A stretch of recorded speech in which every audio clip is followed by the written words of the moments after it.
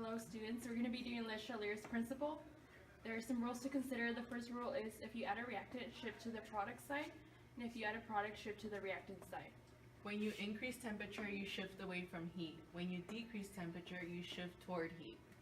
And if you increase pressure or reduce volume, which is the same thing, you shift towards side with fewer moles of gas. And if you decrease pressure or increase volume, you shift towards side with more moles of gas. And remember that a catalyst does not change the equilibrium. This is the equation that we will be working with today. Before you start, just make sure that your equation is balanced. So the first step is to remove CH4. So you're going to remove CH4, so you're putting a down arrow. Since you're removing CH4 and that is on the reactant side, CH4 now has less. So in order to balance them, because they both need to be balanced, the equilibrium shift would move to the left because you need more CH4 since you removed it. Yeah, so now, since we know the equilibrium shift is shifting to the left, that means O2 is also, it's going to go up because this is, you're removing to the left, so this is going this way. So this is going up, O2 is going up, and since you're reducing O2, H2O is going to go down as well as CO2. And if it gets confusing, just keep in mind that the equilibrium shift will tell you what you're going to do. And as we move along, it will come to you and it will stay. Next, we will be adding O2. In order to add O2, it means the arrow will be going up. In order to see where the equilibrium shift will be going to, since on the left you have more O2, since you're adding them, it's going up. Now you need more on the product side, so it will be going to the right.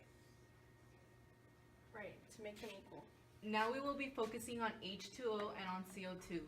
Since O2 was going up and the equilibrium shift is shifting towards the right, it's telling us that H2O and CO2 will both be going up, so you draw 2 up arrows.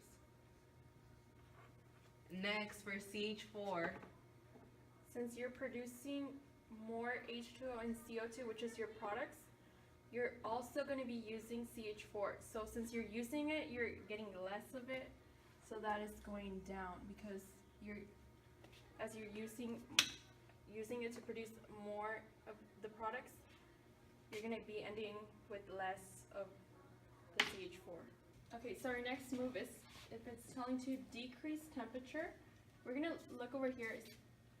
In our rules, it's stated if you decrease temperature, you shift toward heat.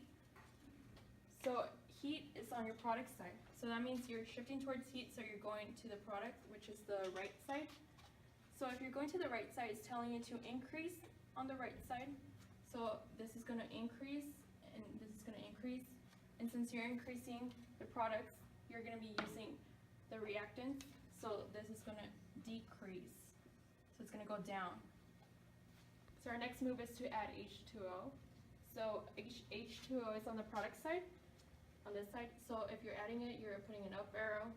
But since you're trying to get it to equilibrium, your equilibrium shift arrow is going to go to the left because you're trying to balance this reaction, and you're going to balance it by adding more reactants. And by adding more reactants, you're using up the products.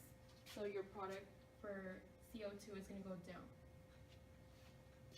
So our next move is to increase pressure. So if you look over here, if you increase pressure, you shift towards side with fewer moles of gas. So if you take a look right here, we have CH4. There's an invisible one, as well as an invisible one in CO2. So 2 plus 1, there's 3. So there's 3. And products 2 plus 1, we have 3. So it happens to be that if you increase pressure, since they're equal, we have 3 reactants and 3 products, there won't be no change in the reaction because it's equal, so it's already at equilibrium. So no change, or you could just put a dash, but there's no change in this if you increase pressure. So our next one and our last one is if you add a catalyst, what will happen? So you take a look over here and you, as we said before, if you add a catalyst, it does not change the equilibrium. So same thing as increasing pressure, it doesn't change the equilibrium. So you're just gonna put no change or just like that. So this is how you do Le Chatelier's principle. I hope you pick up a tip or two. Yeah, just follow these rules and you will be pretty good. Thank you for watching, and until next time.